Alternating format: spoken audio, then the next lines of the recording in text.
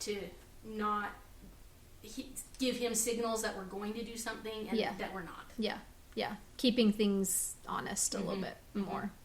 Yeah, because we forget about what they're thinking. Yeah. Always. It's time. My backpack's out. I'm time for tie. No, I'm just putting more food bags in. Yeah. Sorry. Yep. Yeah. I'll take you for a walk. Yeah. And Michelle, what about you? Was there anything that was significant that you had to go, wow, I need to step back here and reset? I'm not really coming up with like any big examples. I think obviously like when we moved and stuff like that, that was a big deal for everybody. But it's really interesting. Just on a day-to-day basis, there will be one day that I will be like, why is Prudence acting like this? Like, is she okay? And it will honestly be, we had friends over the night before, and I didn't think about that. It can be such little things that people don't think of that can totally upset the pack. And the hardest thing that I have is that she'll start getting really, really dominant with our littler dog. And we just have to rebalance things out and take her out for a walk or do something mentally for her that she's focused on something else for a little while and chills out. And just don't make a big deal out of it. Like, we just don't make a big deal out of it. We're not pampering to her because she's getting upset. Like, it's just knock it off. Like, yeah. So we have, there's one dog that's been with us for quite some time, and just it's for family personal things on their side. And so this last week we had our floors being redone, and it really kind of threw him for a loop, and things were really shifting hard for him because while dogs are here in training, we really try and keep really structured expectations on them. And to help them get into a nice groove with their families. And so, and that's why I sent him to your house, because your house, he knows the routine there and there's nothing weird going on there. And so it was better for him to be there than trying to figure out something that was just out of whack. And my dogs are out of whack, so I couldn't even ask my dogs to help keep him balanced. It was just, everything was kind of in a shuffles, and we're still trying to slowly get back into routines.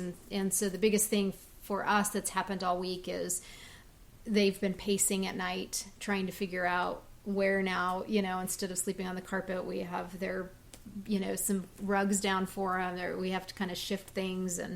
And Bora even pulled out a comforter from underneath the bed, because he was determined that he was going to sleep on something soft. And it's been a very disruptive nighttime. During the day, they're happy hanging outside, and it's not as bad as during the nighttime. And it's been quite crazy to just kind of listen to them figure out what is really happening at night. So hopefully this week we get everything back put together and everybody can get back into routines. But so I think it's important to acknowledge those and understand, but not play into, like with Prudence and with like, hey, we'll go do something. I get it. Like, I totally messed your brain up, but we're not going hiking.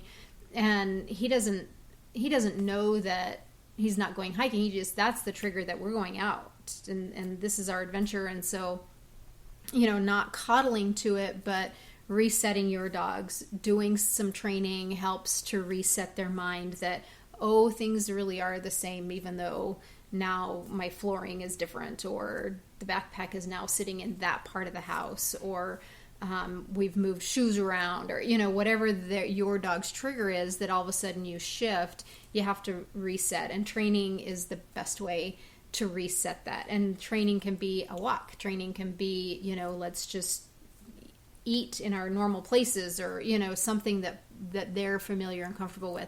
Let's do some restraint downs, let's do some offering behaviors, just to let you know that it's all still the same and your survival skills are still valuable, and that we're still going to eat, and we're still going to have a good place to sleep, and we're still going to do the things that we're going to be doing. But if you start shifting, or things shift in your house that is so little and so minute, a child going away to college can shift things. A new dog in the house, or you're watching your friend's dog, or you introduce a cat to the house, and it doesn't seem a big deal to you, that you could see behavioral problems. So finding that work-life balance with your dog is more about you incorporating your dog into your life and what you do and what your routines are, not what you think your dog's routine is and should be. They are happier when you're the happiest, and what your life balance is the most important to them. If you feel guilty, they're going to wonder why that this routine always feels guilty, that you feel guilty that you're leaving the house to go work out. And so that routine becomes stressful to your dog. Those shoes are out, that smell is out, you're doing something and you're stressed about it. And I'm going to be stressed about it. So I'm going to chew something up in the house or pee or poop in the house, because every time this happens, you get stressed. And so, like Shannon, you just kind of keep things grooving. You keep things rolling, and whatever happens, happens. And I think the biggest thing in our house is that we just ask our dogs to accept whatever and whoever comes through the doors, because it's kind of a revolving door here with people, and so people don't stress them out. And, you know, Michelle, of keeping, like, your day is going to be the same no matter what. My day, you know, ends up being crazy, that there's no expectations of it's 5:00 and it's time for you to come home. So finding balance with your dog all comes from our own selves of finding and being happy with our balance in life, and work and having fun, and that it's okay to go out and go for a hike without your dog one day just because you want to find that your peace and being centered. But incorporate your dog into your life, not you trying to incorporate into their life, because they don't know. They function off of us. So that's good.